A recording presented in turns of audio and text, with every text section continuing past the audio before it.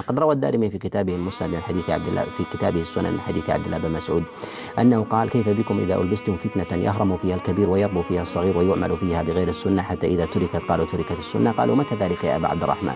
قال: إذا كثر أمراؤكم وقل فقهاؤكم وكثر قراؤكم وابتغيت الدنيا بعمل الآخرة. يعني اتخذت الآخرة جسرا لتوصل إلى الدنيا، وهذا لا شك أنه من الأمور الخطيرة وسبب ظهور الفتن، سبب اختلاط كثير من الآراء، سبب أن كثير من الناس يطوع بعض آراءه لتسويلات أو رغبات على أرضية من المال لا نراها، على أرضية من المال، على أرضية من المطمع لا نراها.